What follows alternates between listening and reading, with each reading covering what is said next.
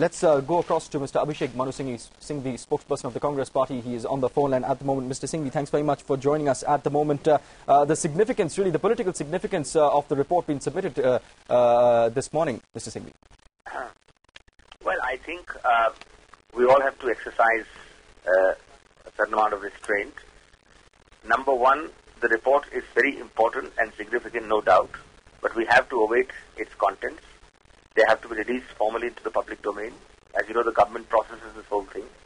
But there is no doubt that in the event that there is a finding of culpability, an indictment, a conclusion, it would be of extreme and significant importance because these were traumatic watershed events.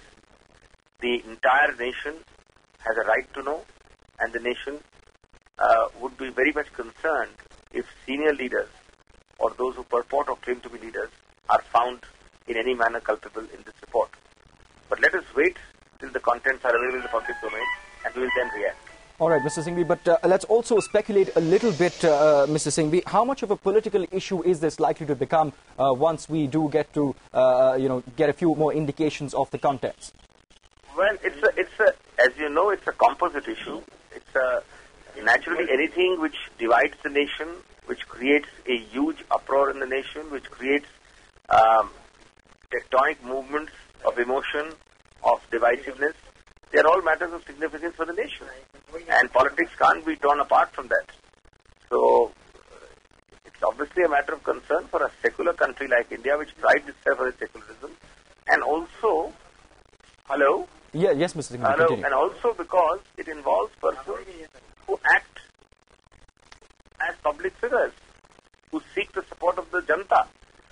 So there I think the bar of responsibility is much, much higher.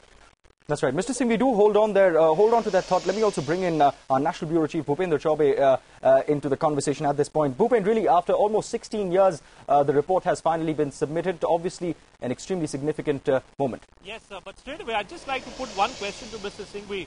Mr. Singhvi, do you think that this report, now that it has been submitted to the Prime Minister on the eve of a Parliament session, will this report be tabled in Parliament, sir? Ultimately, that depends on the government. As you know, the government has to process it, and then it can choose the timing for its tabling. It can choose the timing for the so-called ATR, Action Taken Report. These are all matters for the government to decide. But certainly, we have a Parliament session coming up. And if there is time and if a proper job can be done, it is fully entitled to lay it in that session. Either way, the moment its contents are in the public domain, it would be a matter of very, very serious and significant reaction. Put on your lawyer's hat for a moment, because given the fact that the terms of reference for Libahan Commission were very clear, that Justice Libahan was asked to inquire into the sequence of events which led to the demolition of Babri Masjid on the 6th of December 1992. Depending on whatever suggestions he has made, would the UPA government be thinking in terms of taking legal punitive action as well? Well, first of all, let me accept your assumptions, which are purely assumptions. I'm putting on my legal hat and I'm assuming that there are findings, as you say, of a certain kind. That's obviously an assumption because we don't have the public domain. But if there are findings of that kind, you're absolutely right that the government will be entitled to take each and every action. That includes, and obviously I'm speaking on assumptions, that includes the possibility of filing an FIR, a criminal case, taking all other kinds of action. But I think the most important action would not be legal. There would be a huge conviction at the public bar, because here are persons who claim to run the destiny of this nation as public figures. And that is, I think, the real punitive action which you're talking about, not so much what the government would take. That's an important news point that you're giving us, Mr. Singhvi. You're saying that if there are suggestions, if there are recommendations which are there in that report, the UPA government would think in terms of taking all legal actions. If, yes, of course, but it's conditioned by not knowing the contents and adding a very significant if.